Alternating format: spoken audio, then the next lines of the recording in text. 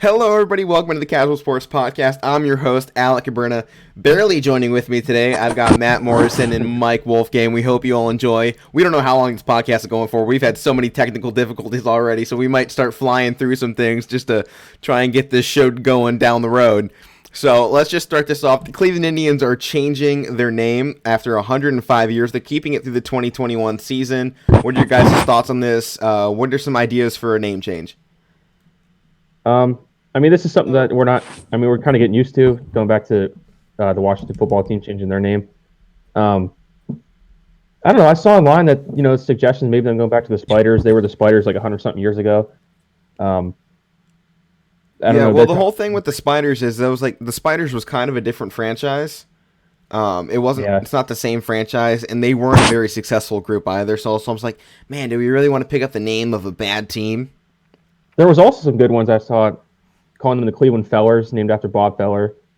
Or I saw the Cleveland Great Lakers, named after the Great Lakes Brewing Company. Yeah, I know Matt and I did a show a few months ago, I think it was, and the one we had really kind of liked was the Cleveland Commodores. Commodore Perry. I kind of like that. I like that one. Yeah. And Commodore Perry's got some history behind him, especially with Ohio.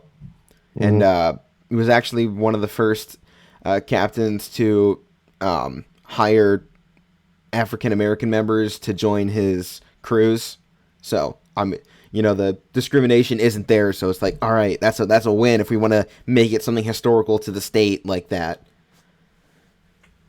Yeah, something that route would be nice. I don't want to see them stay the Cleveland baseball team because I want to see them have a nickname. Horrible. It's just kind of boring that way, but yeah. Horrible. Definitely. All right, well, that's all I got for Major League Baseball. They're going to keep the 2021 season, so this will be the final season as the Indians. Hey, maybe we get one final World Series run in there. Let's move it on to college football. Kyle Trask, this season with the Florida Gators, better stats than Joe Burrow last season with LSU when they won that national title. Joe Burrow took home the Heisman that year. What are your guys' thoughts on Kyle Trask taking home the Heisman this year? Does he deserve it? Do you like somebody else better? What are your thoughts on the Heisman going on this year? He looked pretty good to start off the season, and then that last game, 2 interceptions. I don't know what's going on. I think he still has a shot, but I don't see a shot. Who do you think has it right now? Mac Jones? I would say Mac Jones, yeah. They're undefeated. They're the number one team. He just didn't look like a Heisman in that last game he played. Mac Jones, yeah, he's playing really good, but at the same time, he's got that loaded team, and his number 2 guy right behind him is like 4th or 5th place in the Heisman odds. He's right up there too. How can we really say this guy is this good if his running back is right behind him in the thing? It's like they almost have too much. Something a lot of good teams run into. They have too much talent for one guy to stand out that much above the rest of the crowd. And the thing I'm seeing with Kyle Trask, he has 4 interceptions on the season compared to Joe Burrow's 3 last year. I'm like, the quarterbacks this year are playing so phenomenal that if we give this Heisman trophy to the quarterback this year, we're only raising this bar higher and higher. No running back's ever going to win this award again. It's never going to a defensive guy. Wide receivers are never going to touch this. This is strictly a quarterback award anymore, right? Yeah, I agree. And then we talked about at the beginning of the season, Trevor Lawrence being the favorite. If he didn't test positive for COVID and was out for a month, then he's my front runner. Would have won, but he would have won if he didn't get COVID. And then with Justin Fields, if he didn't have that one bad game against Indiana where he just threw 3 interceptions, yeah, I think he'd have it up there too. And then he was obviously Ohio State missing 3 games this season obviously hurts too. Michigan, go ahead. Go ahead, Matt. Clemson, there's that championship game on this Saturday. I don't know. Notre Dame versus Clemson this Saturday. Yeah, we're going to talk about those in a minute here, Matt. We'll talk about all the conference championship games individually. I did want to talk about this. Michigan and John Harbaugh will be discussing a contract extension this offseason. I know we talk about this kind of frequently on, is there another better head coach out there? I have one for you. How about this? Gus Malzahn from SEC from Auburn. He was just fired from Auburn. What do you guys think of maybe Michigan moving on from Harbaugh, going down to the SEC, plucking this guy out? It worked for Ohio State. They completely revolutionized Big Ten football when they did it with Urban Meyer. Obviously, Gus Malzahn is not as great as Urban Meyer in any stretch of the imagination. But what do you think of a pickup like that? I think it'd be nice, but it's just something that Yeah. Michigan has to like find out what they want to do. I mean, we don't know if they're ready to move on from Harbaugh yet, but that's certainly a good route to go. I mean, if you're looking at it this way, Auburn I think believes it's there's better coaches out there than Gus Malzahn.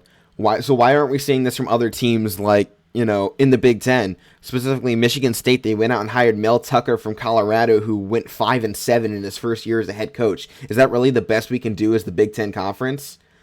'Cause there's got to be better coaches out there. We're just not finding them. So if Auburn's believing there's better coaches out there, why are we not seeing places like Michigan or not Penn State? Because Penn State's doing fine this year, but or in prior years, not this year. But I mean, why is Michigan still sticking with Harbaugh this long? I think it's go back to what I usually bring up. I mean, they're probably going through. If we get rid of them, who are we going to find? Well, right now, that's I my mean, big they have the great option. They have Gus Now Malzahn they right down there. It would be a great right. pickup for them. I mean, and there's still talk about potentially Luke Fickell, which I hope never happens, and I don't think will happen, but he's still out there. He's a great option for anywhere, for any team, not just Michigan. Go ahead, Matt. get Levy Smith is also out there. I don't know if he'll go to Michigan or not, but he just got fired by Illinois. I don't know if he'll go back to the NFL or stay in college. I wouldn't mind seeing him getting picked up on like a defense coordinator type role for a place like Michigan, almost a place where he can learn, or even, I wouldn't say Ohio State, but somewhere where he can learn how to be a head coach, because he's a good leader and he's a good coordinator, I think. But I don't think he ever learned how to recruit, and that was his biggest issue at Illinois. They never brought in high prospects, and everything they ever did bring in was off of the transfer portal, which, great on that. That's a huge part of college football these days, is how do we win the transfer portal? But I just think he needs to learn how to recruit more, and I think going to a better school that has some more prestige to it could definitely help him with that. Because I like Lovie Smith. He was supposed to be kind of like the savior of Illinois, and it just never kind of panned out that way. Oh, I liked him too, and it was a big name going to Illinois, which I mean we haven't seen a lot of big name coaches go there, and just wasn't able to work out. I didn't understand why the Bears got rid of him in the NFL. I know he spent like a year with the Buccaneers, but the Bears was his team. And Oh yeah, they're doing 100%. fine. They had a couple bad years, but I mean, look at him now, like that. What's his name? Matt Nagy is. I mean, he's subpar. Like, I mean, you put Lovie Smith in the right situation with the right guys. He's a good coach. He's definitely a Yeah. good coach. I don't think he's been able to put together the right roster for him though to work in his system, especially not in Illinois. I mean, they didn't have much there when he joined. They'd pretty much gotten destroyed by everybody in the Big Ten the past decade. They've been really kind of scraping the bottom of the barrel, and then he comes in. They weren't terrible, but they still weren't good. And I don't really know what Illinois is a expecting to couple be. upset. A couple Yeah, they had an wins upset every against there and there, Wisconsin. but Yeah, that huge upset against Wisconsin was definitely a good part to his That resume. was all on Lovie Smith's coaching ability. Oh, Like, I loved that game. That was awesome. yeah. All right, Hey, Tom Dave, Herman's going to be returning for the 2021 football season at the University of Texas. He still has a few years left on his contract, but there was some discussion on whether or not we'd actually see him back. What are you guys' thought, keeping Tom Herman down in Texas? sir, my thought, Texas has not been a good team since Mac Brown left. And They they really brought haven't in, what's his gotten they name? really haven't gotten too many like Brown came in and they dropped way far down. And then Herman came in, gave them a couple good years. That whole year, they're like, "Oh, we're back." Well, you're not. You're not back at all. Okay. I mean, I they're mean, a you lot didn't- more you- back than they have been before Tom Herman. It's I mean, true. the only That the only is thing true. they've given us with Herman and I mean with having Sam Elgar too, they went to the Sugar Bowl, but other than that, they haven't. I mean, who have they really brought in? Thing. Well, you know what I'm thinking here is just like, man, we have so many good football teams right now in college football. Our top four is basically solidified, and it's been this way for 2 years now. Alabama, Ohio State, Clemson, Notre Dame. Those are our top four teams in the country, and they have been our top four teams in the country. If you're a place like Texas, where you're normally one of those top teams, are you looking at this like, man, if we get good now, are we actually going to be able to compete with these teams that have been good for so long? Because my mindset here as an AD, I'm like, man, I don't want to go out chucking $8 million at some coach just to make it to the college football playoff. I want to be put in the chance to win the college football playoff. Tom Herman has done a lot better job than a lot of coaches keeping recruits in the state of Texas. Because Texas, before Tom Herman, was getting devastated by every other conference. Just, oh, you have good players down there in Texas, I'm going to go take them. Ohio State uses that. It's one of their biggest pipeline states. Alabama takes guys out of there. Even Florida gets guys out of Texas. I mean, USC, places from all around the country go to Texas for football. Tom Herman has really helped kind of keep some of them, not all of them, because those top recruits are still trying to go to the top schools, which Texas really hasn't been in a while. Tom Herman needs to get some guys in there from the transfer portal, I think, that can help him out enough to be able to at least get this program up a little bit where he can keep a lot more of those top recruits in the state. And I don't know if bringing a new coach and completely flipping your system is going to do that, but they have been saying there are some potential chemistry issues in the building where there's not a good fit between players and athletes, which we definitely look at Indiana. I mean, they have a great fit between their head coach and their players, and they played great this season. So it's almost like I'm kind of just trying to work this all in my head. Like, can they really get better by getting a new coach in there? Yeah, you're right. I mean, you know who the big boys are at the top of the college football rankings, and if, like you're saying, if you don't think you're going to go out and find somebody that's going to actually make you that better in that category, then what's the sense in doing it? Right. Totally agree. Tom Herman in because you thought you could make your team a winner. I mean, he has a little bit. Who was he with last? What was his last University head of coach? Houston as head coach, where he went 12-0. He was pretty good there. He brought that program back. Recruited didn't he recruit that King guy who went to Eric King, yeah. Miami? Yeah, that was him. He knows how to recruit players. I think. Oh it yeah, he should definitely keep knows how to him recruit there. players. I mean, he was a assistant coach at Ohio State for a while on a national championship team in 2014. He knows how to recruit good guys. He knows how to develop good guys. Texas just isn't able to get good guys at the moment because of teams like Clemson, Ohio State, and Bama that come in there and start taking prospects away because they're the top dogs, and that's what they do. And like you said, Alec, like Rather go Texas- to Alabama Texas- than Texas. So out of Texas, Florida, and Ohio, like those are the three like great states for like high school football products. And for them to be in Texas and most of them aren't staying there, that kind of says a lot. Yeah. I mean, the problem is, though, what coach are you going to be able to find that's going to be able to keep your prospects there? Because in reality, you need a big-name coach. A lot of people have been throwing around Urban Meyer, but they do that every time there's a job opening. Oh, Urban Meyer's coming back to coaching. No, he's not. He's pretty much said, I'm they done. brought his name up when the Browns were looking for a The Browns, the Cowboys, You've seen it in all the Texas NFL jobs. Longhorns, USC. What, is he going to coach 5 different schools now? No. Stop. This is ridiculous. Just like I said, though, Hawk. that team up north canceled the game against Ohio State this past Saturday. But the Big Ten came in as the saving grace for Ohio State, changed they eliminated the amount of games needed to make the Big Ten championship. Ohio State is now in. I mean, it's probably a good call. Indiana just had to cancel their football program, sort of. They had to cancel last week. Their numbers are flying through the roof, as most of Indiana is for COVID. So, I mean, it's not a bad thing, because other than that, it would have been Penn State versus Northwestern in the Big Ten championship game if they hadn't gone to change the rules and Indiana couldn't play this weekend. Because we just saw it up in the Pac-12. Washington was the Pac-12 North or South champion. I don't remember which one they're in. They weren't able to play, so they were just replaced by Oregon. USC in the Pac-12 championship game.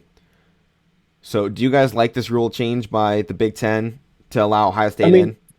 That rule, like, I don't know. I mean, you're saying with Pac-12. I mean, they kind of just went ahead and just put the next best team in, or not next best, but like the next qualifier. Right. So, I mean, that game, it really wouldn't have been interesting in any ways. But like you're saying, it obviously it's better with Ohio State in it. But it's just kind of like if one conference isn't changing it, but the other one is, it's just the consistency's not there. But I mean, you had to do it. I mean, a lot of people don't like it, but you had to do it. Well, there was a lot of Indiana fans in outrage on Twitter this past week because they thought they deserved that spot. They thought they were better than Ohio State. They weren't. They lost by 7. You know, a lot of people want to come in and say, "Oh, well, you know, Ryan Day was outcoached. They were Indiana played better." I'm like, no. In the second half, maybe, but that first half was all Ohio State. Ohio State let up off the gas pedal, and Indiana came back into that game. That's what happened. Exactly. And Indiana's best win is over Penn State on a fluke 2-point conversion that may or may not have been in. Even a 2-point conversion, okay? I've watched that play dozens of times.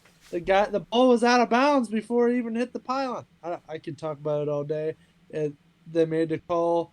I mean, Penn State shouldn't have even been in that situation, but and I think it's hurt your guys' entire season up until now. It has. I mean, they won 3 in a row now, but it's too late. Right. Their momentum was so high for the season in that game. It just. I mean, and it didn't help you going up against Ohio State just, 2 weeks later? No, the very next week. Oh, yeah, the very next week. So, that terrible loss to Indiana, you're like, oh, man, all your confidence is gone. Then you go into this big game against Ohio State, your confidence is lacking, and then you get kind of whooped on a little bit, and confidence just, I think, fell through the floor. You guys started, 0-5? Yep. Yeah. We won the last 3 games. Yeah. So Michigan. my only thing though, last thing about the Big Ten changing the rule. I mean, like I said, it's not a huge deal to me because like Ohio State, they should be in it for the Big Ten's sake. But my only thing is like you had the rule at the beginning of the year. I mean, I'm not saying Indiana deserves to be in it over Ohio State. Obviously, I'm not saying that. But you had the rule. Why'd you have to go away from it though? Yeah, I thought the rule at the beginning of the season was kind of dumb, especially with how I know random it was dumb, this season was going to be. Everybody knew it was going to be random, and everyone knew games were going to be canceled. There was no, changing that. We've seen it in every league that has tried to play. There has been cancellations. There has been schedule changes. Then the Big Ten comes in on a shortened season and say, hey, we're going to play the next 8 weeks with no room to move anything. They screwed themselves at the beginning of the season. The Big Ten has been run into an absolute shamble of conference. And our teams have been paying the price all season long, and it's really making the SEC look like the better conference. And for the past, 5 years, the Big Ten's been like, hey, it's us and the SEC. Now, this year, it's just the SEC. And I think every recruit in the nation is seeing this. The SEC is coming in there with 25 to 35% attendance. Prospects are allowed to visit stadiums. The Big Ten is at 0% attendance. No one's allowed to visit. There's no prospect camps. There's absolutely nothing for the Big Ten. Everyone is saying, oh my God, the Big Ten is run by absolute idiots, is what they're making it look like. It's a terrible look for the Big Ten, and this entire season has been a disgrace to what this great conference was supposed to be. I definitely agree. I mean, like you said, they had no wiggle room to do anything. So Ohio State, teams like Ohio State missing games, it's going to penalize them. So they were kind of forced to change the rule. I mean, they walked into their own problem. We all knew it was going to come. I mean, the best teams deserve to be in the playoff, and Ohio State still kept their mantle of being one of those best teams. How can you not say Ohio State wasn't the best team in the Big Ten? And how could you leave them out? They beat everybody you put in front of them. They only had to cancel one of their games. Right? Yeah, that's not the argument. Okay? Ohio State has a better chance of beating Alabama. That's who they'll play, right? Depending. A better chance of beating Indiana. Indiana's going to go in there and probably get spanking. Well, I mean, Ohio State, that might be the case as well, but but Indiana, though, I also had this thought. Go back to their last week. They just faced Wisconsin, who also kind of got screwed by COVID. They could have had a really good season, depending, but so many of their games got canceled. I think they finished playing only 4 games on the season.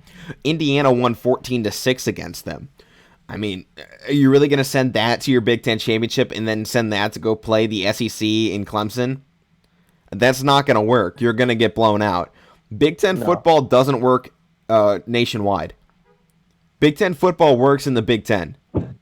And that's probably the biggest issue we've had over the last decade besides Ohio State. Ohio State went and grabbed Urban Meyer, revolutionized the way we play football at Ohio State, moved away from Big Ten football, introduced spread offenses to the Big Ten, which you really didn't see that much before. The Big Ten went and grabbed Nebraska, who for a long time had played kind of some different types of offenses, but they ended up switching over to the way the Big Ten plays, basically. But the Big Ten, run it up the middle 3 yards in a cloud, it does football. It doesn't work. It doesn't work when you're facing teams out of your conference. We see it every year in the bowl games. In bowl games, the Big Ten is either great or they're absolute garbage, and it depends on what the systems look like. You can tell by which teams play good and which teams don't play good. I'm looking at you, Michigan, because Michigan loses in bowl games every year, it seems. Every time they go up against somebody good, they lose because of their style of offense.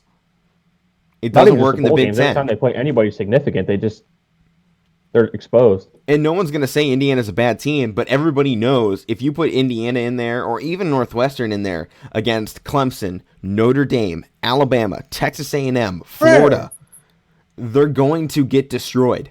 Sure.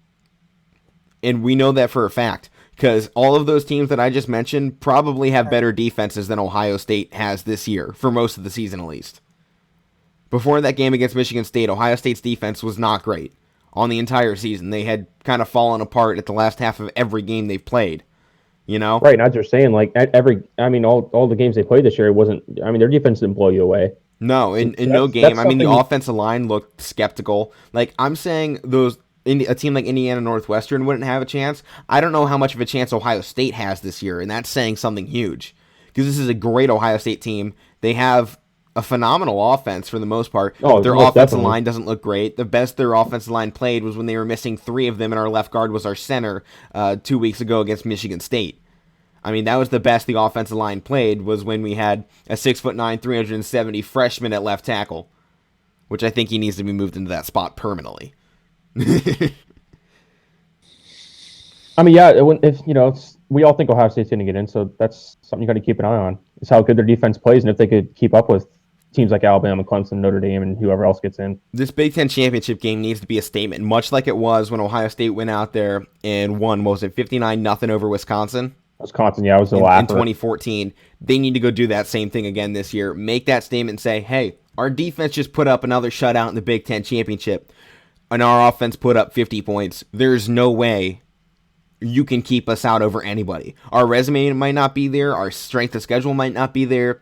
But we just went out there in the biggest game of the season and absolutely slaughtered our opponent. In the final test, the final eye test you can see, on the biggest stage of the year, we went out there and performed to the best of our ability and dominated. That's what Ohio State needs to do in that game. Yeah, like you said, we've seen them do it before, Great. so it's something they can do. Who they playing again? Northwestern.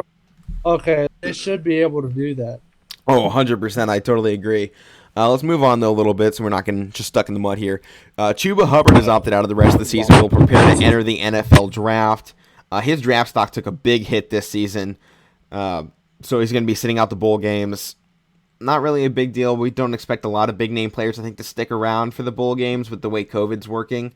I feel like a lot of guys were like, well, I'd rather not get it. I'm going to just opt out, get ready for the draft. What do you guys think of this move by Chuba?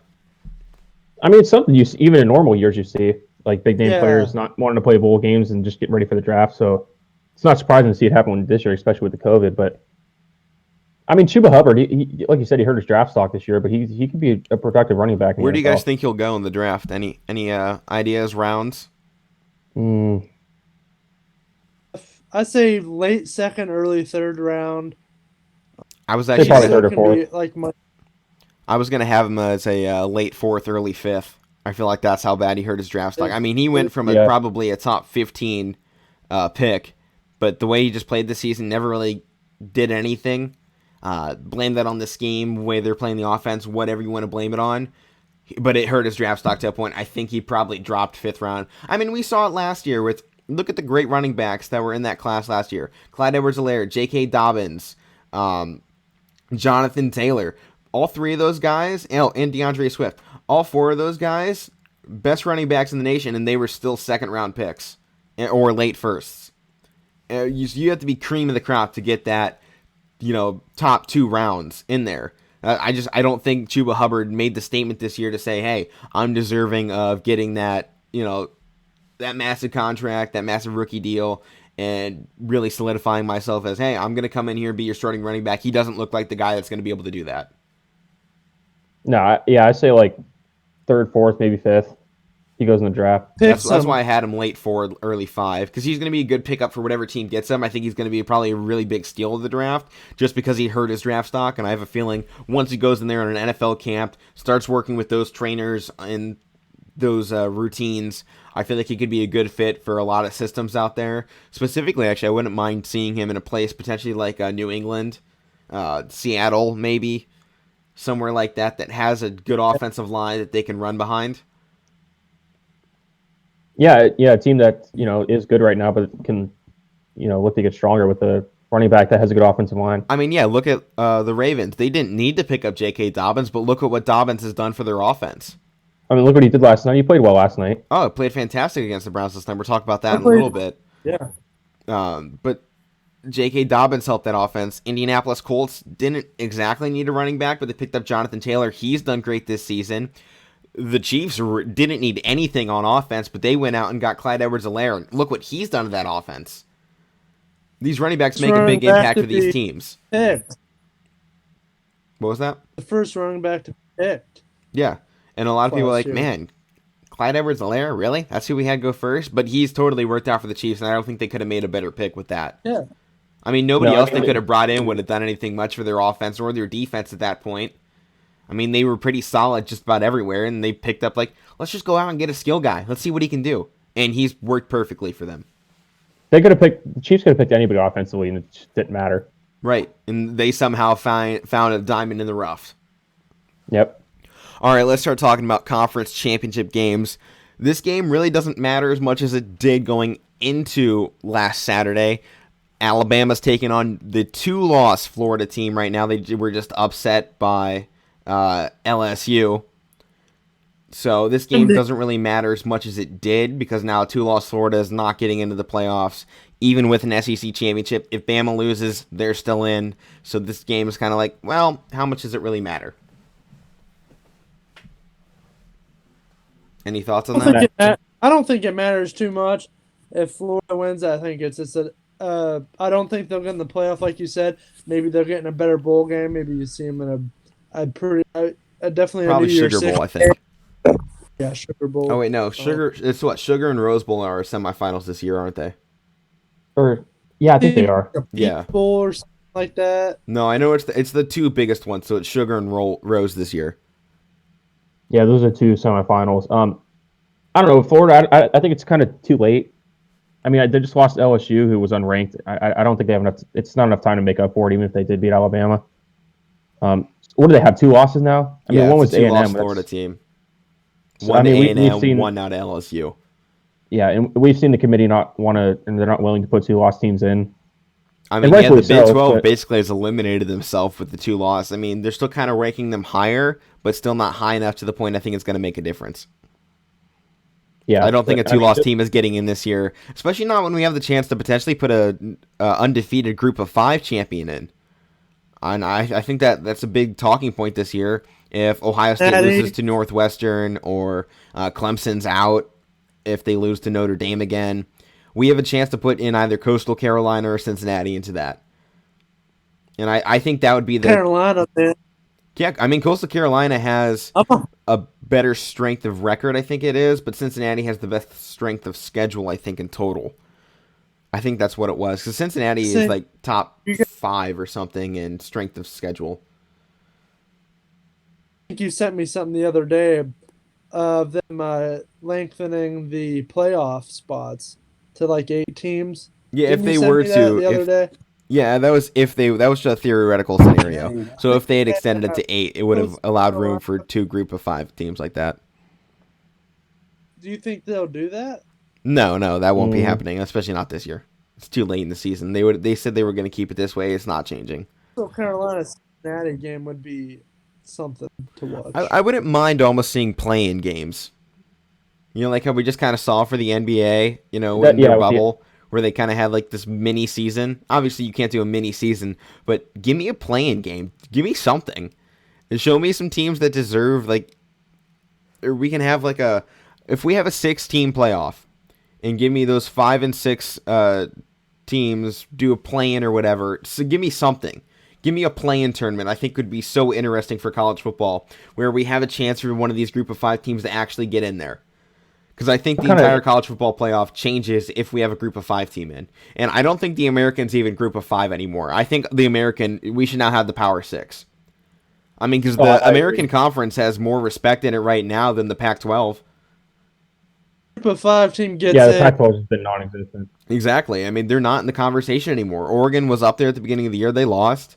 USC is undefeated, and they're still not in the top 10. They're an undefeated, potentially conference champion that's not sitting in the top 10 of the playoff rankings right now. So, and right now there's 2 group of 5 teams ranked higher than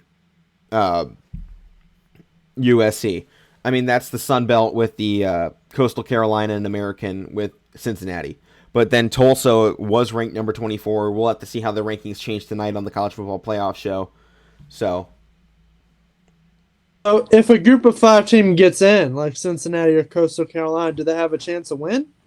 I don't think they have a chance to win. I mean, it would be a very uphill battle, but I think it's one of those moments, kind of like we saw with Ohio State, even against Indiana. You know, Ohio State came in as the favorite, as expected, and they almost blew it. It came down to a really close game. I feel like in a situation where we put a group of 5 team in there, I have a feeling that whatever group of 5 team gets in is going to give a fantastic performance to whatever team they go up against, and it might end up being one of the games of the year, in my own personal opinion. Any group of 5 team that would get in would have gave more, or is going to give more of a hard-fought game to like one of the topper seeds than, say, Northwestern or Indiana would have. Right. I think right now Cincinnati would be a harder matchup for Alabama than it would be. I think Cincinnati would be harder than Indiana for a team like Alabama. Only because Cincinnati would be coming in with that massive chip on their shoulder. I mean, look at these guys. And to be the first group of 5 team in there, you know that's going to be inspiring. They don't have to win the game, though. They just have to look like they can compete. And that opens the door for other group of 5 teams. I mean, you see, like, with Cincinnati playing well this year, they still have a shot to get in. You saw with UCF a few years ago going undefeated. I mean, would they win like 20, 30 something in a row? Right. Yeah. And then, I mean, last year with Memphis getting in a Cotton Bowl, I mean, these American teams are proving that they can get in these big bowl games.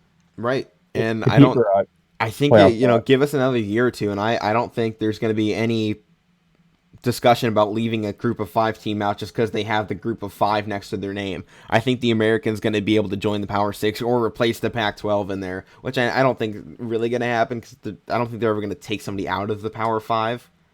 But I think it's going to start losing respect as it kind of already has. And the group of 5 is kind of some of those teams it's going to start boosting. I mean, even look at Boise State and the Mountain West.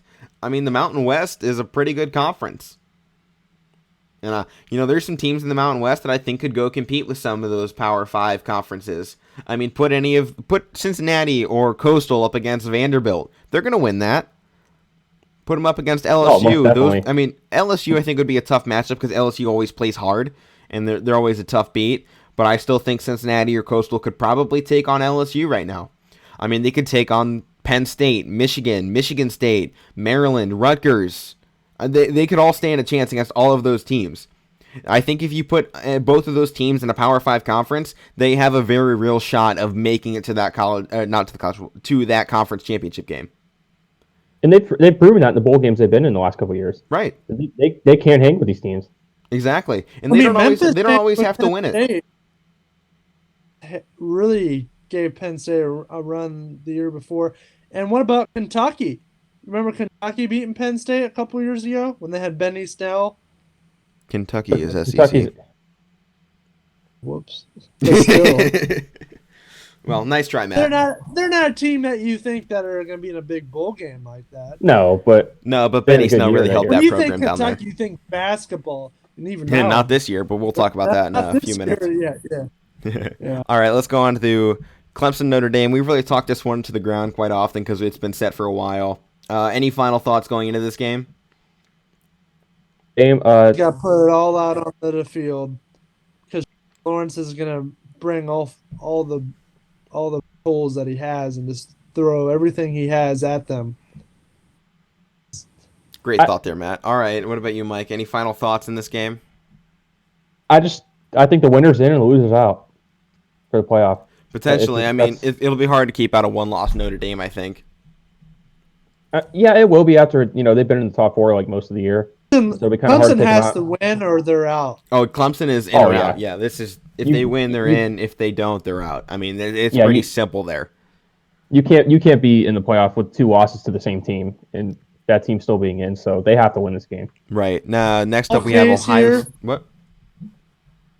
Case here, I do think Trevor Lawrence is a deciding factor.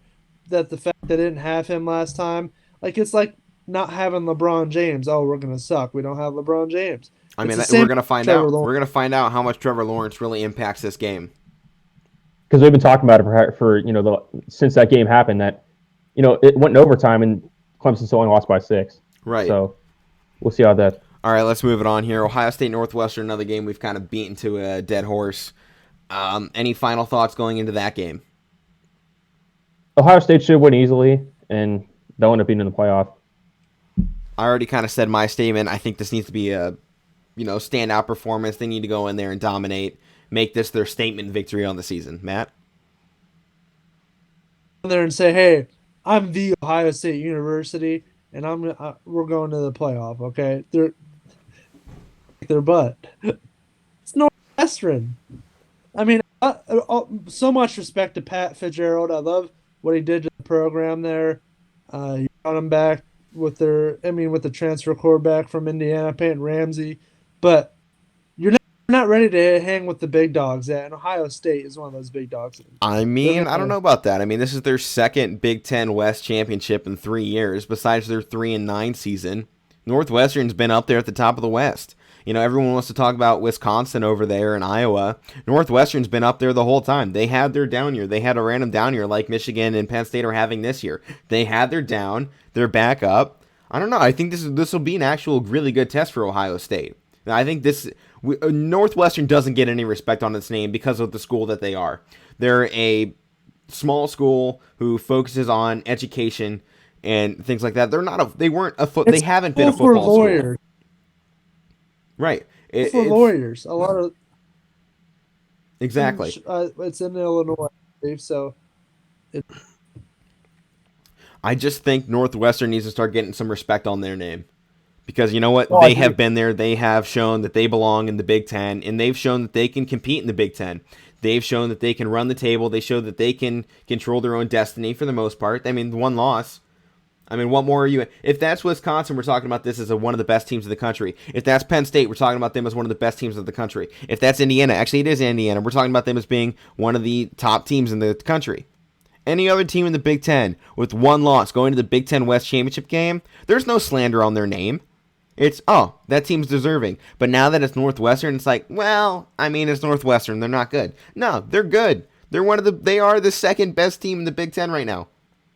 And they get after it. They play hard. I mean, they're not going to just roll over just because Ohio State's projected to beat them. I mean, they're going to show up. They are blue collar. I don't remember what Fitzgerald's memo or kind of statement thing is. It was like, we're a blue collar school and we're going to go out there and play like it. That's what they have to do. They're going to bring the fight to Ohio State all 4 quarters, and I expect nothing less. But Ohio State needs to go out there and make it a statement win. All right, next game up, Oregon versus USC. Oregon was moved into the spot because Washington couldn't play. Any final thoughts going into this game? I know we really haven't talked a lot of Pac-12. Potentially, if USC wins this if USC is undefeated, they win this game. Any shot you see that team being moved into the college football playoff? Because I don't. No, there's no way. I don't think they're ranked high enough right now. I mean, we'll see what the rankings look like later tonight, but at the current moment, I don't think they're ranked high enough to be put in. Not gonna lie, this game's kind of boring too. I haven't watched a lot of USC football, but I watched that UCLA versus USC game last week, and USC did end up coming. What a great comeback they did, but against UCLA. I mean, all credit to Dorian Thompson-Robinson. DTR is a great quarterback at UCLA. I love him down there. Oh yeah, me too. But I don't think they have a good strength of schedule to. I mean, they're kind of in a similar boat the rest of the Big Ten would be if their name wasn't Ohio State. Obviously, USC has the name recognition, but they haven't been there in recent years. So I just have a feeling the committee is really not going to give them a second look in this game. No matter, I mean, unless they make a huge statement victory. and absolutely go out blow Oregon 59-0, then I mean maybe we have a different conversation going into this where the committee would be like, well, we have an undefeated Pac-12 champion and a one loss whatever else, because if Clemson loses it, we're talking about a fourth playoff spot that we don't know who they're going to fill that with. Some people are saying maybe Texas A&M, but they don't have that final statement victory. And then behind them, there's Cincinnati, Coastal, Iowa State if they beat Oklahoma in the Big 12 championship game. But we don't know who this fourth spot is going to go to if Clemson loses and Ohio State and Bama win. Yeah, I mean, it's fair. So, I mean, there's potential for an undefeated Pac-12 champion to skyrocket up there. I don't know If Clemson loses this game against Notre Dame, I can see a huge shift in some rankings to try and get those a one or two final teams to a spot where they need to be to solidify their spot in the playoff. Oh yeah, if Clemson does lose and loses like kind of convincingly, it's going to shake a lot of things up. Oh, definitely.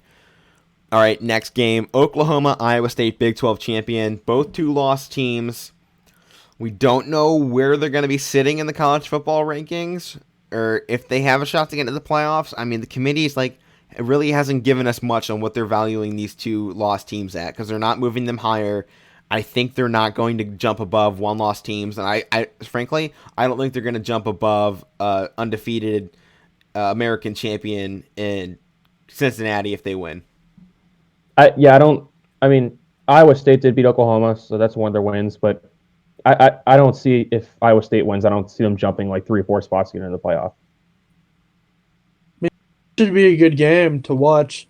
Both teams going at it to get into a decent bowl game, but I don't think the teams have a good shot to get into the playoff. It's an uphill battle for sure. Next game, I just listed the Power 5 championships, but I'm starting to consider the American the Power 6. So Tulsa versus Cincinnati, the American Conference Championship. This is a huge game for Cincinnati. They need to go out there and win.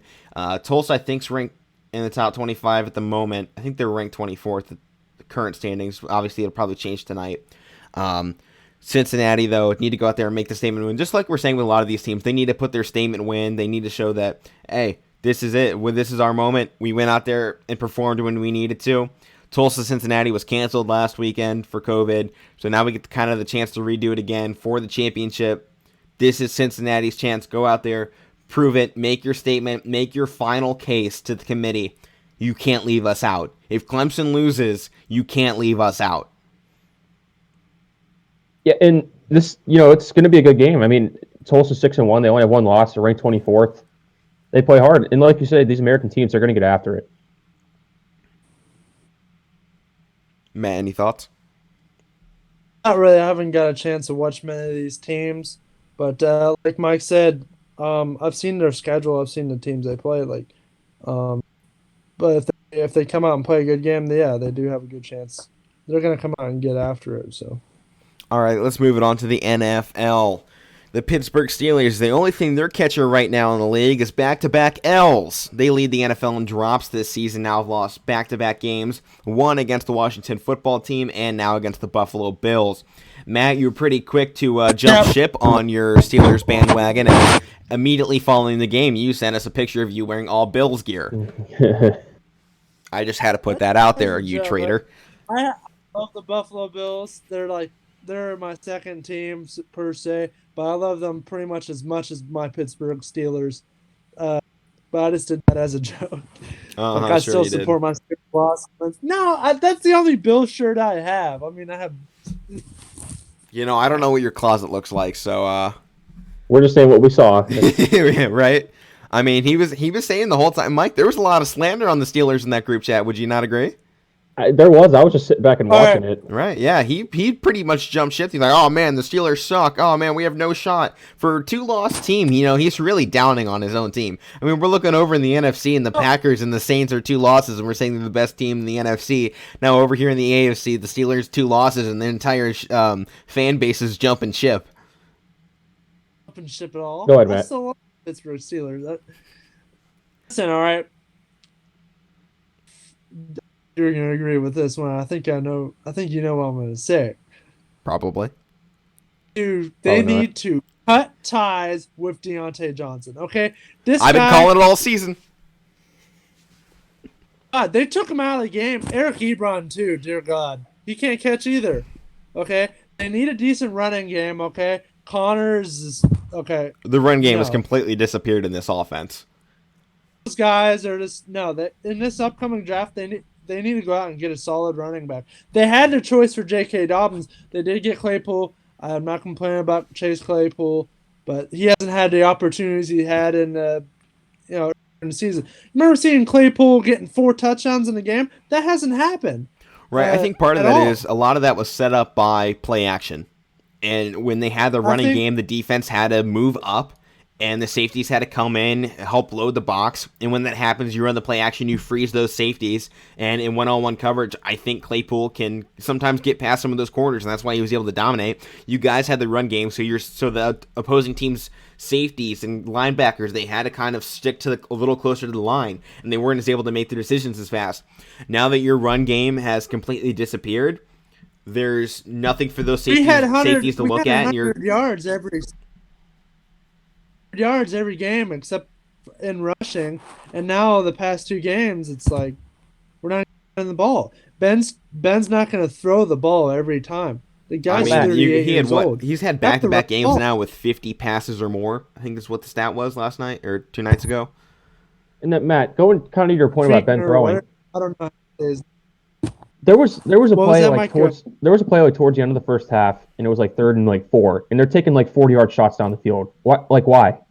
Just run it. If you don't get it, punt it. Oh, I mean, why are you taking deep shots? I mean, they're often the play calling was bad in that game, number one, but I'm gonna put it this way: they haven't. The last great offensive coordinator that they had in Pittsburgh was Bruce Arians. Okay, Todd Haley was all right, but still he was subpar. Now Randy Fichtner, I don't know what he's doing. I used to say the thing about Keith Butler, but he's forming that defense great. My whole opinion about him has changed, and it's another thing. You have to have offense to complement your defense. The defense can't win the games. Okay, the defense looked great in that first half, but the offense is horrible. Part of that And is, defense. go ahead, Tired Mike. out. No, just defense does win championships, but you have to have at least an You have to average have offense to offense. even. Go ahead, Alec. Okay. Well, just kind of what I've been thinking here is the defense is amazing now, 70 straight games with the sack. That's an NFL record. But your defense, you're playing so good for 3 quarters, but with the style of offense you guys have been running, your defense is getting tired out too quickly because they keep having to come back out there, keep having to come out and make those stands. So they play a full game in 3 quarters, and then you go into that 4th quarter and the other team starts picking them apart. Because, come on, Trace McSorley's never thrown a touchdown on the regular Steelers defense. He threw it at the end of the game when that defense was exhausted. I mean, that's the only reason a guy like Trace McSorley scored. This is going 3 and out every time. I want to give you this stat because I know, Matt, you think the Steelers were better than the Chiefs at one point this season. Steelers Chiefs have yet to start a game going 3 and out. I think the last 3 or 4 games I've watched of the Steelers, they've started the game going 3 and out. They go 3 and out like every time. Yeah, They don't get their stuff together until like the second quarter, end of the second quarter. And because I mean the comparison the whole season long is who's better, Chiefs or Steelers, and right now Chiefs are on top of that. And I think that they have the ring. They're still defending champions. They got superstars like Travis Kelce. Travis Kelce is a tight end and has more receiving yards than DK Metcalf right now. Okay.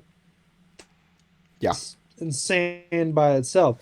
You have Tyreek Hill. You have superstar Pat Mahomes. We mentioned Clyde Edwards-Helaire a little bit ago. What a splash he has made. most definitely. They were talking about the teams that could beat them right now. They're talking maybe Buffalo could play them and beat them. Maybe, but I don't know. It's not going to be Pittsburgh right now. That's for sure. All right, let's move it on a bit. The return of Minshew Mania in Jacksonville. We were talking about it last week. I uploaded the video an hour after he was put in the game in Jacksonville that we had made last Monday. Done all right in views, I think. I think we're at 11, so thank you for everybody watching that. Yep. Minshew Mania is back, though. What do you guys think? I didn't get to see too much of the game. Like, did he do all I'm right? pulling You up the want stats right here. that? Okay. I mean, they lost 31-10. Minshew Mania came in 18 for 31, 178 yards with 1 touchdown. Quarterback rating. Google doesn't tell me that at the moment, so. I don't know. It's just a good story to have. I mean, they've had how many different quarterbacks this year, and Jacksonville's not a good team, so it's just There's been like a 5 or 6 storyline, I this guess. season. Yeah. Teams stop using the excuse that guys like him are too short to play quarterback. Okay, like nobody's too short to play this game. Mahomes is short. Look at Doug Flutie back in the day; he was short. Okay, any guy can play quarterback. Okay, and I think Kyler they need Murray to short. stop talking. Baker's short. Kyler Murray is short. Baker short. Baker.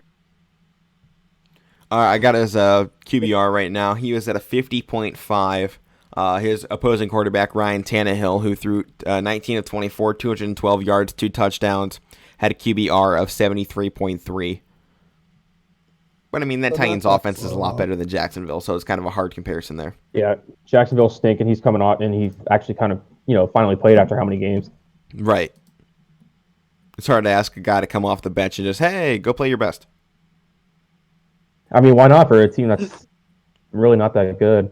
Oh, yeah, no, they're kind of bad to watch. It's not the best to... It's not the best football you'll see. That's for sure. Oh, they got 1 win on the season so far. Matt, you're not gonna like, or Mike, you're not gonna like this one. Second losing season in 5 years now for the Cowboys. I'll let you just go for a little bit if you want. What are your thoughts on the Cowboys this season and potentially moving forward? I don't have a lot. I mean, I'm not really shocked. I mean, we've seen it for how many years now that this is we talk about it being the Yankees of football. I mean, for the past couple years, I mean, for how good they are and how much money they have to spend, and they have ability to bring in talent, they just underachieve constantly. And it as a fan of them, I'm used to it. But it's just hard. It's hard to watch. I mean, last year they had so high expectations with the roster, and then they had a down year last year. This year coming back, they had the same guys. They had a good draft, same result. I mean, I don't know where you go from here.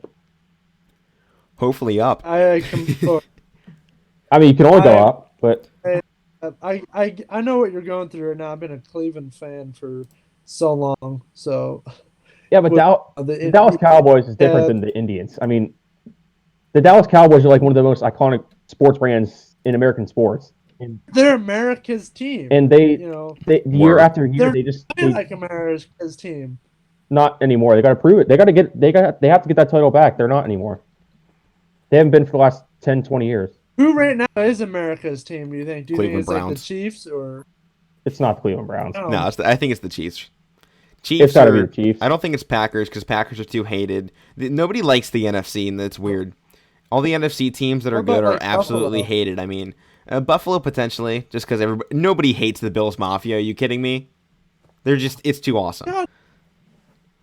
Who doesn't love busting through a table? Smashing tables. The Bills are like the most likable team in the NFL. Yeah, you hate probably. the Buffalo Bills. Yeah, it's a pretty hard team to hate on. They have a great vibe down there. I'd love to. Like I've said before that I would love to move to Buffalo. So would I. Yeah, it's a great place. All right, let's move this along. We'll talk about the game from last night, Monday Night Football, the Cleveland Browns and the Baltimore Ravens. We'll let you have your moment here, as I have mine. You go first. It's your team. Oh, we were so close.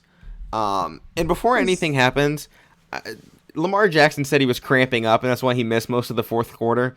I think we all know what really happened. That man was taking a dump.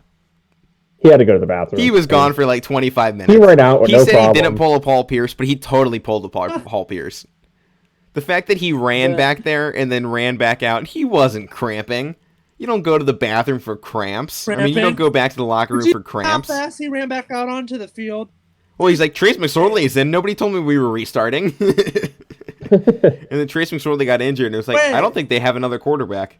because RG3 was out with an injury. I just want to say Trace did get he picked up a first down on 3rd and Oh, 11. he didn't play keep bad. that He drive played pretty going. good. But then he, twisted Yeah. his or whatever his knee. But I was so mad when Lamar Jackson came back in because I knew he just looked like Superman running back onto the field, and I was like, Oh God, here he comes! It's over. it was that moment he looked like, oh man, the MVP is back. I you mean, know what? he didn't play the best game. He had I'll say he had a really good running game, but he only had like 9 completions on the night. I think he threw it 15 times, was 9 for 15, with like 160 yards and 150 rushing yards.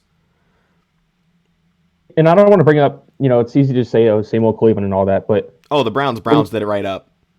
But when you see, I mean, the game before Lamar Jackson came back in, the game was like going back and forth. It looked like it was in the Browns' favor. Then all of a sudden, you see Lamar Jackson run on the field. Everybody knew at that point it was over.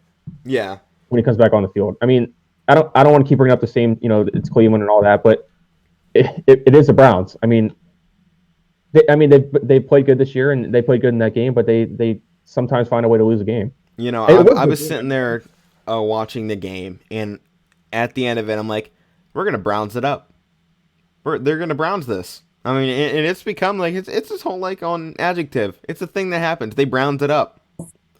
They're Brownsing it. I mean, and it's just like, every time it's like, man, we're on the verge of it. Baker had another great game. He had the one bad interception that I think may have cost us a little bit more than we think. But they overcame that. They overcame it. They came back. But I think at some point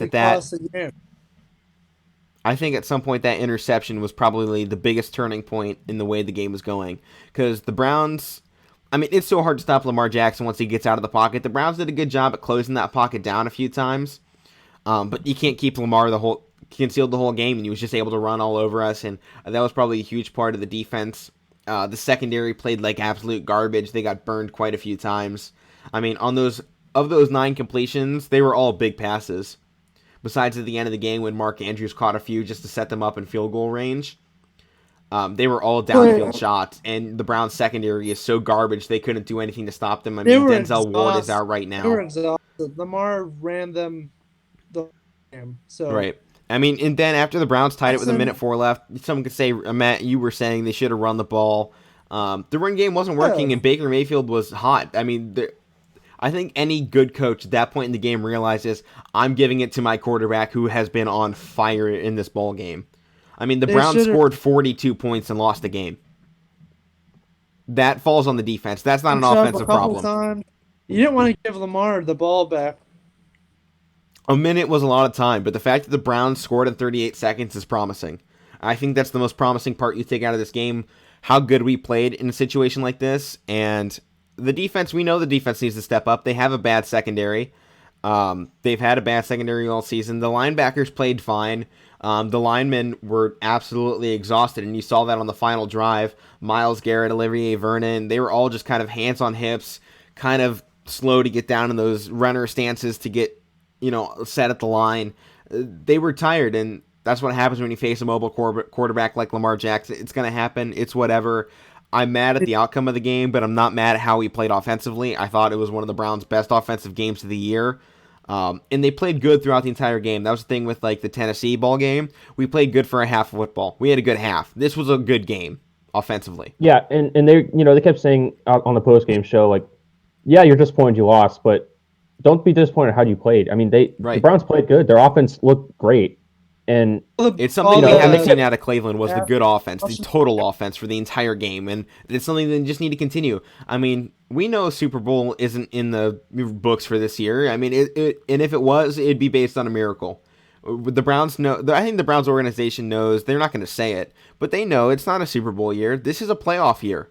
Let's get to the playoffs. Let's say, hey, we made it there. Let's go into the NFL draft. Pick up some corners, go into free agency, pick up some safeties. Let's build the defense because we just showed we have one of the best offenses in the NFL. And they kept saying on the broadcast last night, like, the season opening game. Right. No, Odell's still hurt, but the season opening game, I mean, that shows you how much the Browns have grown. They got blown out the first game. It was 38-6, and this one was 47-42. So that tells you something that they have made progress this season. At the end of the game. The safety.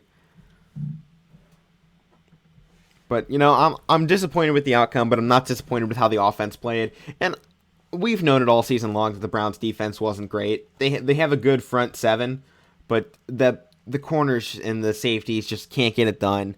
At one point in the night, the Browns' offense was kind of struggling against man. The man defense had kind of a few fumbles, but Marlon Humphreys, I think, is turning into one of the best corners in football, at least in his ability to strip the ball. Going into this season, he had 6 strips in his entire career. This season alone, I think he has 9. So, Yeah, good on him. I mean, the Ravens are a good team. I don't think there's any denying that. I don't think we need to give the Browns as much hype as maybe we had going into this game. I mean, still a good team, no discrediting that. But they're 2-3 inside of the AFC North right now. I don't think we can say they're better than the Ravens. They're not better than the Steelers. They're 2-3, and their 2 wins are over the Bengals, and one of those was close. I think it's the hype train of the Browns was getting higher and higher because the Steelers were falling a little bit, the Ravens were falling. So the only team that was doing anything was the Browns. The hype got too high, and I don't want to say the Browns crumbled, but they showed their true colors, right?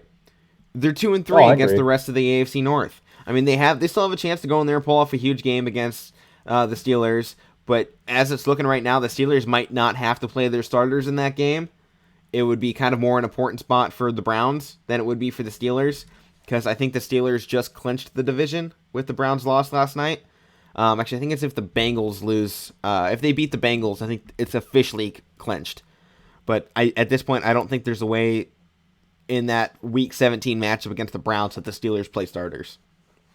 Unless they want to go out there and make a statement. But it's not college football. There's no committee. You don't really need to make a statement unless they're in a position where they need to get more points to match up with the Chiefs to try and get a 1 seed if the Chiefs lose.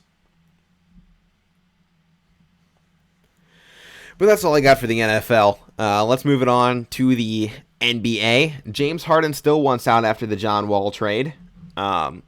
Potential teams are the 76ers, the Nets, the Bucks, Golden State. All your typical teams that show up every time there's a big superstar out there. Philadelphia is kind of the only one we're seeing anything from at the moment, but the asking price for Harden is really high. I think they said they wanted 2 first-rounders and a star player. I heard they wanted 3 Rockets. I heard they wanted 3 first-rounders and Ben Simmons. Yeah, I think that's what it was. Yeah, it was Ben a high asking price, and I don't think a deal's getting done that the Rockets win. I personally wouldn't do that. That's a lot of first-round picks to give up, and I'm not giving up 3 first. That's 3 years of top guys. For Harden, I mean, the guy, how old is he? He's First of all? 30, 33, 34, I think. 33, 32. At his age, he's still one of the top players of Right. his game. Oh, definitely. But I mean, you're really only going to get one more max contract out of him. Which, that'll be a solid 4 or 5 years. But I'm not giving up a young 24, 25-year-old Ben Simmons and 3 other 18-year-olds that I'm getting it with those first-round draft picks for a guy that's going to give me 4 or 5 more years, no matter what level he's going to compete at. Unless that guy's name is LeBron James, I'm not making that trade. And even if that name is LeBron James, I don't know if I'm giving up that much for him. I don't think it matters at this point how good a player is. When the asking price is so high that it's costing you your future after that player That's leaves. what you have to look at too. That's the part where you're not getting rid of players. That's my thought on that trade. And then, as we always do, I think let's just want to talk a little bit about the Cavs. Preseason games started 2-0, beat the Pacers in both of them. Any thoughts, Mike? I know you've kind of been saying something in this group chat. I told you to kind of save it for the show today. You want to start talking? I'm not one that likes to overreact about preseason games, but they're 2-0. I mean, the Pacers are a good team. They played most of their key players most of the games. Was the Pacers like a top 6 ranked in defense last year? What's that, Matt? It was like top 6 ranked in defense. Oh yeah, they're a good defensive team. But the Pacers were fantastic last season. I mean, Pacers were a playoff team. Obviously, I don't think they're playing all their stars to the point they will be in the regular season, but kind of a nice way to see, hey, these Cavs are a lot better than they have been. It's nice to see. And like I said, I don't want to overreact to the preseason, but I've seen some good things I like out of Isaac Okoro. Okoro definitely played good last night. I told you guys last night I kind of like that pick of Dotson from the Knicks. I don't know how much he's going to play, but he can get you a couple baskets off the bench. And he can play defense, but I don't know. I don't like. I told you guys a couple times on the show. I don't think they're as far off as people think they are. No, I don't think they're very far off, especially not this year. They've looked good. As long as Colin Sexton comes out there and plays good to start this season, I'm not going to say playoffs, just because that's still a hard stretch to get to. I don't think they're a playoff team this year. But I think we could be one of those 3 teams that are just outside. Every year there's always, especially in the East, it's always just like, oh man, we got these 4 or 5 teams at the end of the season competing for that spot, that final 8 seed. I feel like the Cavs can be one of those teams, one of the lower levels of those teams that have a shot, maybe a long shot to make it, but still have a chance. I think that's the kind of team we can be this year. Yeah, I mean, before everything got canceled last year, the Grizzlies were a playoff team, but I'm not saying the Cavs are going to be a playoff team, but they could be a team like the Grizzlies last year or the Suns last year. They can be a team that, people aren't just going to look over anymore and say, hey, it's the Cavs, we're just going to roll over them. A couple of players that have made huge splashes for their team. That Thon Maker, that guy's playing pretty good. That was a great pick. I want to talk about that too. They lost Tristan Thompson. Last year their bigs were like Kevin Love, Tristan Thompson. They got Drummond. They had Ante Zizic. They replaced those guys. Now they still have Drummond, and they picked up JaVale McGee, a 7-footer, and they have Thon Maker. I mean, they have size down low. What's going on with McGee? He still hasn't reported yet. I think he was on the bench. He was on the bench last night, but I think there's some stuff that's still going on. But I think he was injured at the end of the playoff games. Plus, they're not going to play him because he just played a month ago. So he's still kind of sitting out. Yeah. Maybe he'll play next week. I don't doubt it. And even if he doesn't, I think they're still good right now. He can probably sit out the first few weeks, rest up a little more. Because between Thon Maker and Drummond, we're set at the big spot for at least 2 weeks, probably. Kevin Love and Larry Nance. Do we know if Love's going to be starting power forward this season? I would think so. I mean, I don't know if the rumors are true that they're still looking to trade him before the season starts, but I mean, if you have him, I start him.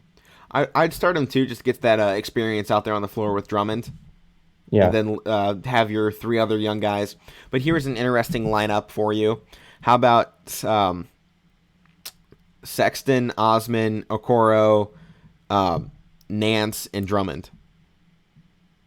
I kind of like that's that. not the roster I wanted. It was Sexton, Osman, Okoro, Garland, and then with 1 big in Drummond. Yeah, you go Drummond or Nance. I mean, that's a lineup to use for small ball. And right. I think like we that. could have a pretty good small ball unit because all those guys can score points. We saw Jetty Osman throw up 23 the other night. Top 5 in scoring in the NBA. And watching last night's game, yeah, that's what he's getting paid for. But watching last night's game, I mean, like I said, I'm not one that likes to overreact to preseason, but I saw. I mean, they were actually doing stuff on offense that they played like a team too. The chemistry is a lot better. Their passes looked more crisp on offense last night. Their movement, off-ball movement, actually looked better. I mean, their defense, they gave up 50 points in the first half, but after that, they actually showed willingness to play defense. That's all I want. I mean, I don't want you guys just giving up free layups. I mean, if you're going to give 50 points, at least try to stop these guys. If you're letting up 50 points, let 15 of those come with the free throw line, because then I can see at least you play physical defense and they got those points because they got them at the free throw line. Right. So those are things I've seen the last, the first 2 games of the preseason, and let's hope it continues. I mean, they're a young team. They're, most of the guys on the team are new. I mean, they're just how playing much of a free. role do you think Darius Garland's going to have in the offense this year, or just the team? Obviously, last year, I mean, it wasn't the best year for him, but it was his rookie year, and it got cut short. But I mean, if he's going to be the starting 2 guard, he's got to play better than he did last year, and I think he can do it. I mean, watching him last night. He's one of the guys I noticed things on offense. He actually was, his cuts were better, more aggressive. His passes were actually more crisp, and that's what you want. If he's going to be, a shooting guard or a main point in your backcourt, I mean, he's got to play like it. Definitely, and that's something we didn't see a lot of last year was his passing abilities, and that was a huge thing. I think Cavs were last place in assists. They were one of the last, yeah. One of the last. I mean. Our 2 guards were averaging, I think, at one point in the season, 4 assists total in a game per game. And that's something I want to see more at Sexton too. Yeah, we need to see more passing out of the guards. And now that we have guys like Dylan Windler's back, We know he's a good 3-point shooter. We'll have to see how he develops. Now we have We're gonna Isaac get Okoro that Kevin can Porter play Jr. will be the whole floor. Kevin Porter Jr. will be back. We know he's good. Jetty Osman showing that his shooting's better. Kevin Love has been a great shooter. We'll see how that responds. Andre Drummond's, he hit the half court shot at the buzzer last night. At the end of the quarter. But Thon Maker, he can shoot from 3. There's a lot of shooters on this team now, and we have a lot of big guys that can go in there, rebound, offensive rebounds, which we've had with Tristan Thompson, but we've never had the defensive rebounding with Tristan either. I mean, as of right now, they're not star-studded or anything, but they are a deep team. They're a deep team, and I think it might be an attractive look for somebody in free agency because once Kevin Love is out, which you kind of hope is sooner rather than later, just because of the contract and you want to be able to move on, start planning for the future. So you almost want him to retire sooner rather than later and free up some cap space for us. But I think it wouldn't look like the worst place for a semi-superstar free agent to go to with the level of talent. The Cavs have to show that, hey, we're willing to compete. We're willing to go out put all our chips in and make a run with the roster we have now. Because that's what the Clippers did without Kawhi and Paul George. They went out there with, they didn't have any star players. They were a good team. Good players. And they played. And they played hard, and they made it to the playoffs. And they showed, hey, we're going to be around. Just because we don't have the superstar, we're not going to be tanking to go get one out of the draft. We're going to stick to what we have, go do the best we can, and we'll see how that ends up. And that attracted stars like Paul George and Kawhi Leonard to come join the team. And I think that's an approach the Cavs have to take. The Clippers are the B team in LA. The Lakers run the city. The Cavs are a B team in the NBA. They're not a superstar market. They're a small market team in Ohio, in Cleveland. It's not the flashiest city in the world. It's not the best city in the world. There's nowhere to go. There's nothing to do here. The weather's crap. It's not a superstar destination. LeBron even said that all the time. He's like, I can't get other stars to come here. That's why he went to Miami. That's why he went to Los Angeles. But we have to show to other superstars that even though we're not the best, even though we don't have the best city, we don't have any superstars, we're going to go out there and play. And, come playoff times, we're going to be right there with you. We may not be better than you, but we're going to act like it. We're going to go out there and we're going to play better than you. We have more heart. You may have skill, but we got heart. Yeah, and that's something I kind of liked about Kobe Altman since they hired him. Sometimes people make fun of much criticism against him.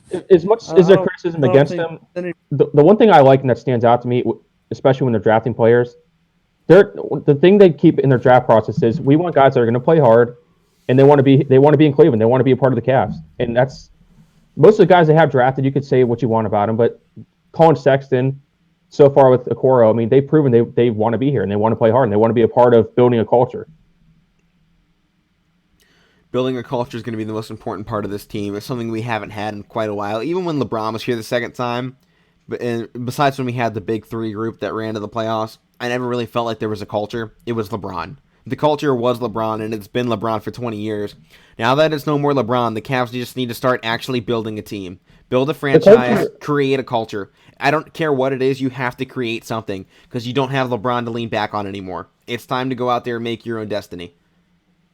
And, when LeBron left, I didn't expect it to happen right away. They weren't ready to do it right away. They had to go through a couple drafts. 5-6 years out from a team that could compete.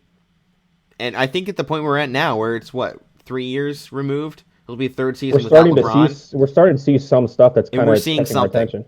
We're seeing a team that plays together that has some chemistry, at least through 2 preseason games, which is all you want to see. Even look at if you want to compare it to other Cleveland teams, look at the Browns. They had a preseason, they went 4-0, then they went 0-16. The changes they've made since that season to now, drastic. And that's a 5-year span, or I don't even think it's 5 years in total. And now we're talking about the Browns as a playoff team. The Cavs, I don't expect them to be a playoff team in 2 years, but I don't expect them to be a second worst team in the NBA either. No, they're going to be close the next couple of years. They're going to be moving up. We have the talent. We have the young guys that I think can develop. They can use these next 2-3 years on their rookie contracts, develop, and then let's sign you to some actual contracts and let's go out there and win something. Whether it's the division, whether it's the conference, whether it's the finals, let's just go win something. Let's put some winning records out on the table, and let's go do something. Let's pull off the upsets. Let's shock some people. Let's go create some madness in June and July, and let's go do something. We have a good roster. We have the players. We have Andre Drummond in there. We have guys that have been there. We have Kevin Love. They have all the pieces of a superstar team without a superstar. I think they can do it. They have potential. Too. And They have all Matt. the potential in the world. And they're being led by JB Bickerstaff, who has created a good culture already with building that trust between players and coaches. And I like, say what you want about Kevin Love. People say he's old and his contract sucks, which it's not a good contract situation. But with his leadership, JaVale McGee's leadership, I mean, these are guys that have won NBA championships. Right. It's so important to have those guys on your team. Andre Drummond, I mean, he wasn't. I mean, Detroit, they made the playoffs a few times, but I like the veteran leadership on this team. They've got great leadership for sure. All right, let's move it on from the Cavs, though. We'll be coming back next week and probably every week after that, if I had to assume, especially once season actually hits the start button. Just something quick about the 2024 Olympics, not 2021 in Japan next year. This is 2024. 3 new events have been added. Skateboarding, sport climbing, and surfing are now Olympic Games for the 2024 Paris Games. What are your guys' thoughts on that? 10, bro. Right? I don't know. I wasn't. That's pretty awesome, man. I'd watch surfing. Sport climbing, though? How does Surfing will be cool. Surfing will be cool, I have no doubt. I mean, skateboarding is kind of like, I don't know, we almost reserved that for the X Games. I see how it can kind of fit in. It kind of replaces snowboarding in a way that we normally have in the Winter Games. So I'm not... The one I think is weird is sport climbing. Skateboarding is kind of coming back a little bit, so I could see that, but yeah, I don't know about that one. The sport climbing to me, because I've seen some sport climbing competitions before, and they're intense. They're insane. They'll have like a 100-foot wall, and the 2 people will just race up it, and it'll be done in like 10 seconds. And I mean, it's incredible to see, no doubt, but I don't know if it fits into an Olympic game category, especially when there's so many other sports out there that aren't in the Olympic categories. Rock climbing is. You know, it's like, how did we get surfing Baseball, and rock climbing Olympic before sport, stuff like baseball? I mean, Yeah, like baseball. I mean, baseball's a I didn't even think huge of that. sport. Is soccer even part of the Olympics? Yeah, Summer Olympics. Okay. is it? Oh, Yeah, it is. summer. Yeah. I can never remember if it's part of it, or there's so many tournaments for soccer. Different It's insane. sports. Yeah. I do want to make a brief statement about soccer, because our very own Columbus Crew won the MLS Cup last Saturday. We I did forgot to see talk that. about it on the show because I didn't realize it was happening until like Wednesday night when I saw an ad for it. There's been no coverage whatsoever in the state of Ohio for the Columbus Crew, but the Crew brought home the title. And I don't want to start hyping it up too much, but within the next month, there's a chance that Ohio can bring home 3 titles. It's very far off, but it's still insane to think about, right? I mean, because there'd be Columbus Crew, MLS Cup, Ohio State winning national championship, which is possible. They're in the discussion. Possible. And this is the far outreach. It's the Browns winning the Super Bowl. That's the farthest one out there. It's probably not going to happen. But still think 2 championships, 3 championships in the next month. It's kind of like, wow, this could be a really crazy span for the state of Ohio. And with the Crew, I really didn't know that they were in the championship either. But I knew they were good this year, but I didn't realize we were this far into the playoffs. I knew with like the last couple of years they were kind of like looking at options about moving the team. So credit for them. They go out and win the championship, and they're getting a new stadium too. So yeah, things are looking good for them. Yeah, they decided not to move the team, but this was the final game inside the old stadium for the Columbus Crew, and they win the MLS Cup championship in it. Yeah, I can't get any better than that. Let's go, Crew. Let's go. You know, I never really watched soccer, but I have been a Crew fan for a long time. I used to have on my old Game Boy Advance when I was younger. It was like FIFA 03 or 04 or 02 something, and I used to play as the Columbus Crew every single time. Every road trip we went, I had my Game Boy, and I was playing as the Crew, going out there and playing games. I didn't know how to play. I didn't know the rules, but I've been a Crew fan for quite some time, and I'm so glad we now have our second one in 5 years. I know the rules of soccer that much, but I mean, I know it's kind of similar to hockey, but I have been to a Crew game a couple years ago. They're pretty fun. Yeah, I mean, it's always a great environment, and like you kind of watch that game, even though attendance was limited. It was like, man, I can't believe with how little people there are here the environment and the atmosphere was still there. It still felt like a championship game to me. I don't know how much of it you watched, but I was able to watch the second half after I got back from calling one of my basketball games. So, Good for the right. Crew. Yep, go Crew. Woo! Although I don't know about anything about the new stadium this year or this next year, so I guess we'll have to see what that looks like.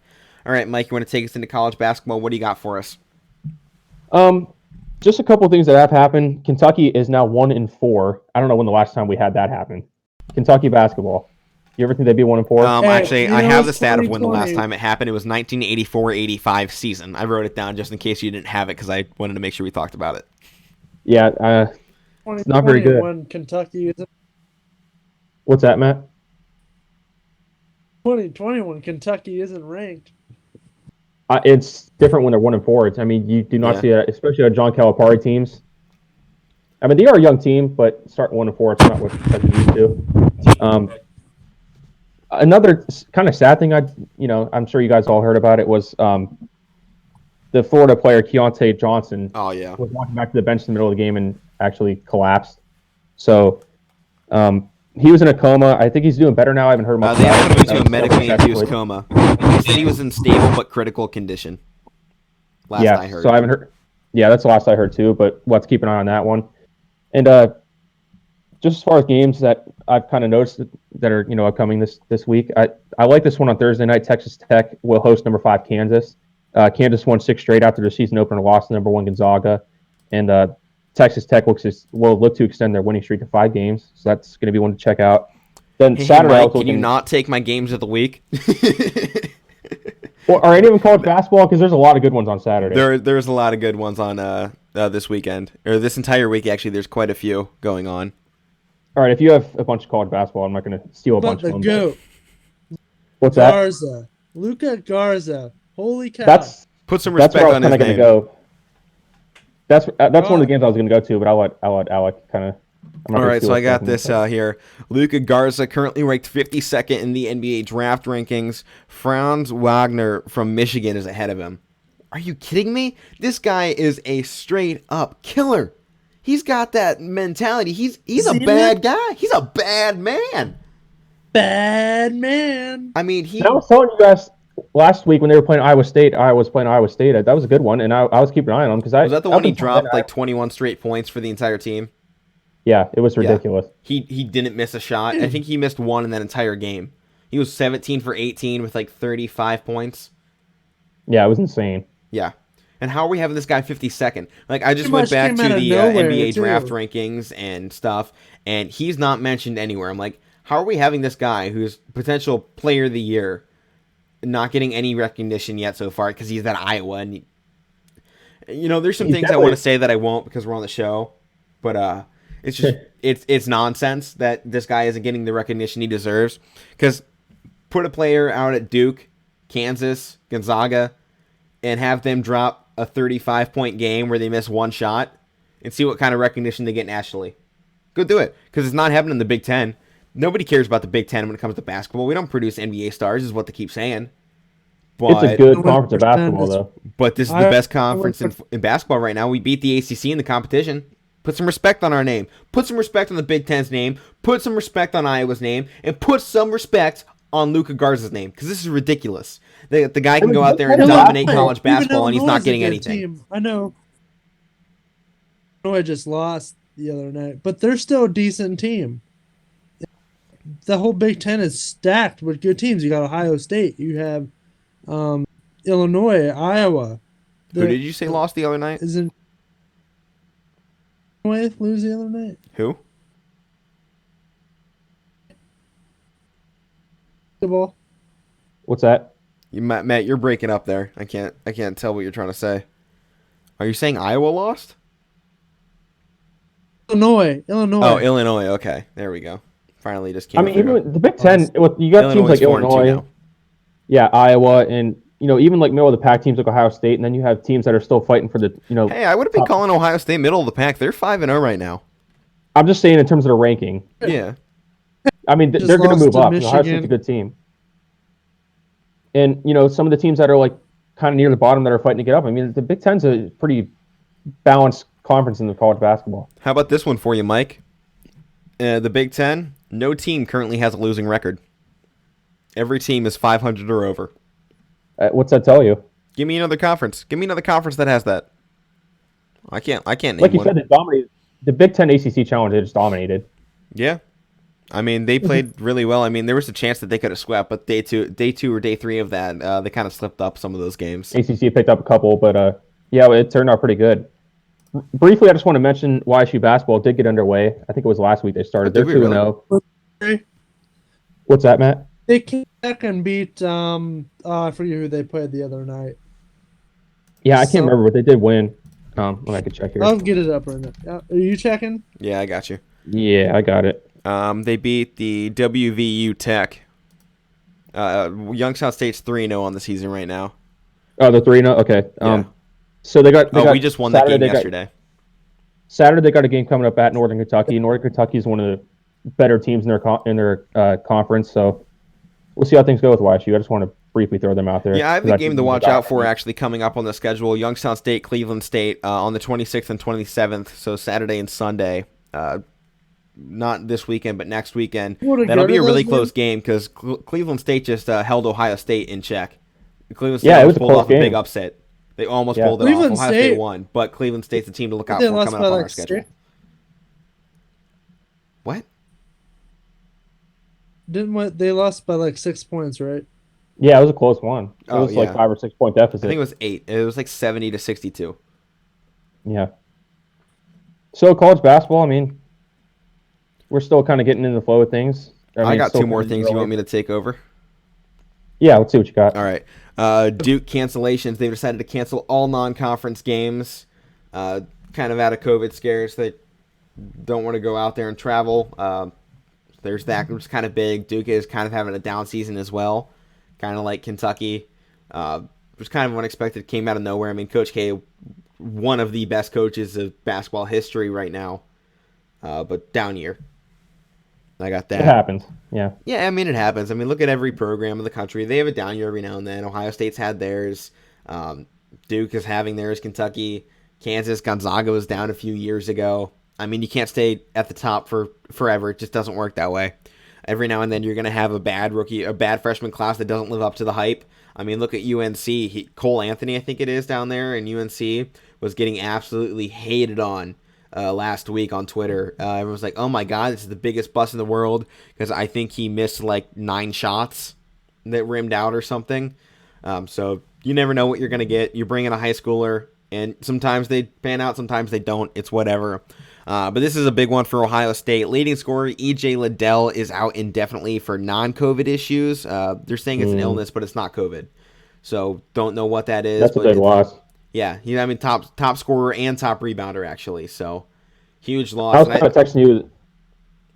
No, go ahead. Oh, I was going to say that that's probably the reason why that Cleveland State game was so close. Weren't playing without our best guy, and sometimes that can affect the mentality of the rest of the team. Go ahead, Mike. Yeah, the one game, I forget who they played last week, but I remember texting you about E.J. Liddell. He was somebody that kind of stuck out to me when I was watching Ohio State, so that is a pretty significant loss for them. Yeah, he's a really good player. Actually, one thing I did want to mention about Ohio State, that I don't remember if I said it last week or not, but 2022, currently the football and basketball programs are both ranked number 1. Wow. Yeah. Also, actually, with Ohio State recruiting, 2021 quarterback recruit currently has a composite rating of 1.0, which would make him the highest recruited prospect in Ohio State history, as long as it stays. They're showing no signs of pulling down. Yeah, so 1.0, for those of you that don't know, is the perfect rating. You can't get any higher. It's 1.0 is the highest. Most guys Ohio State brings in are in the 0.9 range, 0.9 to 0.999.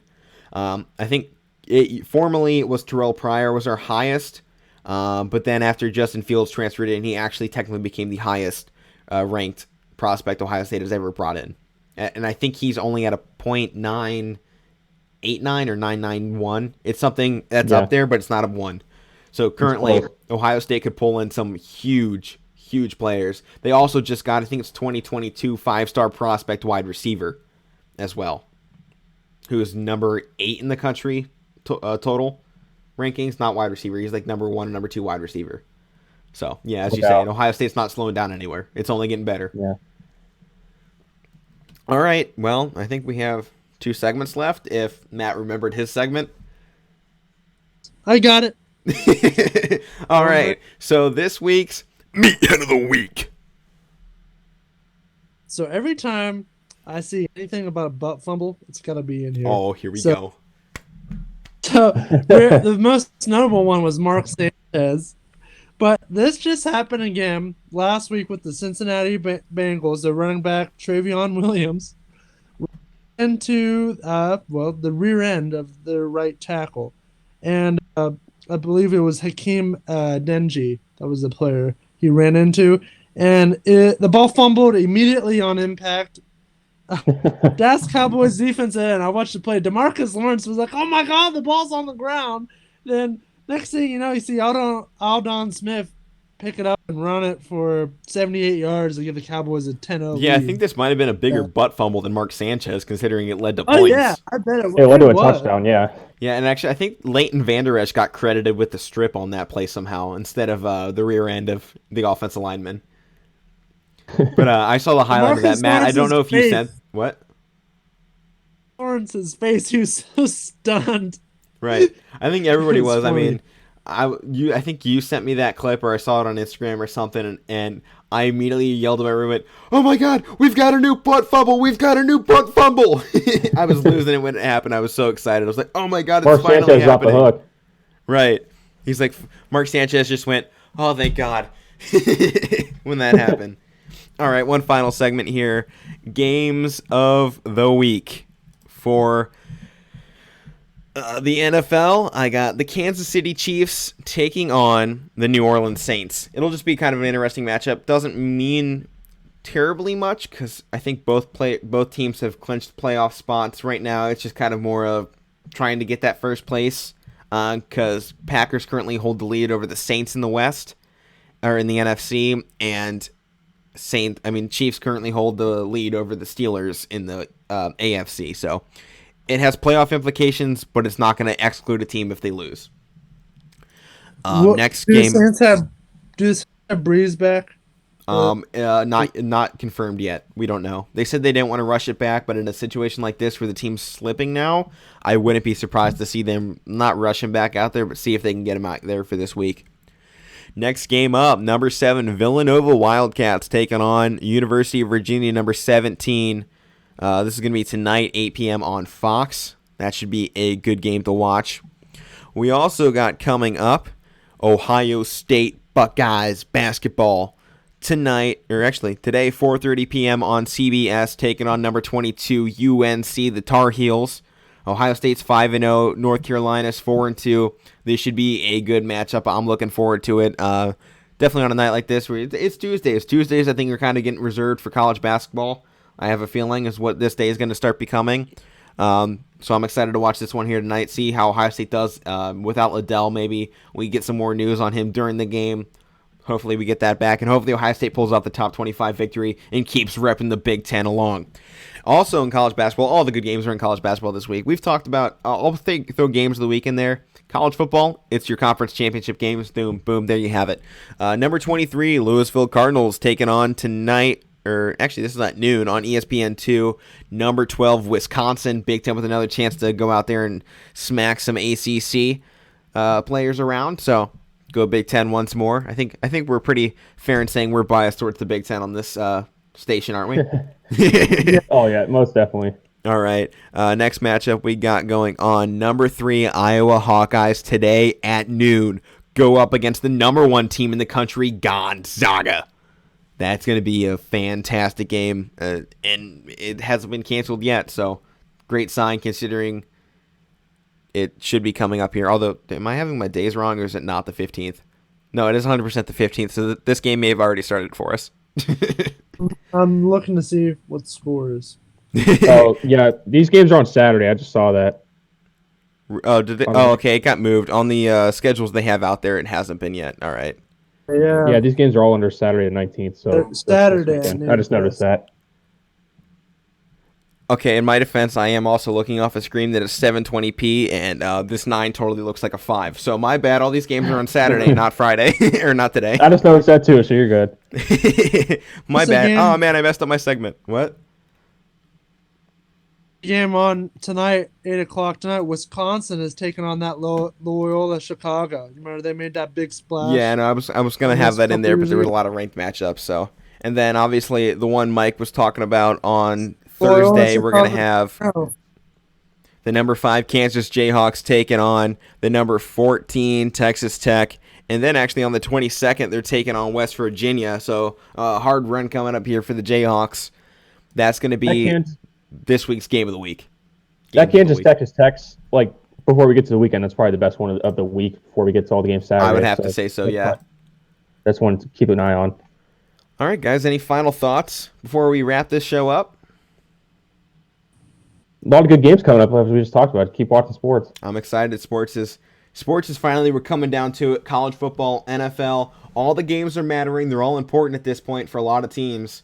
It's going to be an exciting sprint to the finish line at this point. We're no longer at that point where you're just kind of like meandering all through the season. It's all or nothing time.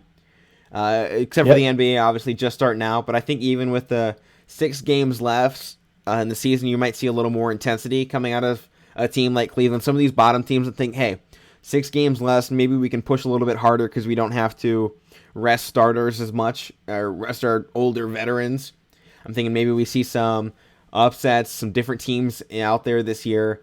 I have confidence that maybe we don't see a team like the Bucks or the Lakers at the top of this standings this year, based on just those teams just played a month ago. Potentially, we see some other teams run up the first half of the season and stick around for a while. I mean, we saw the Suns at the end of last season really start putting something together. In the bubble, they went 8-0. They were just too far deep to make a playoff appearance at that point. But look out for the Suns this year. They just got Chris Paul down there. They're a team to watch out for, and I don't think they're getting as much talk as maybe they should. We're going to have to see how the Houston Rockets start performing with John Wall and how whatever James Harden decides to do down there. We've got a lot of good stuff coming up. Keep Matt, looking out you got for anything? yeah. Excited to watch more sports. Excited to watch more sports, aren't we all? We have more time on Christmas break now from college, so we have more time to do that. That we do. All right, well, I think it's just going to be wrapping up the show here. As always, this was the Casual Sports Podcast. Make sure to go check us out on Twitter, Instagram, Facebook, anywhere you can type in our name. Just type in Casual Sports Podcast, Casual Sports Report. Something will pop up. Hopefully it'll be us. But without any further ado, I'm Alec Cabrera. I'm Mike Wolfgang. And that's Matt Morrison. We'll see you guys all next time.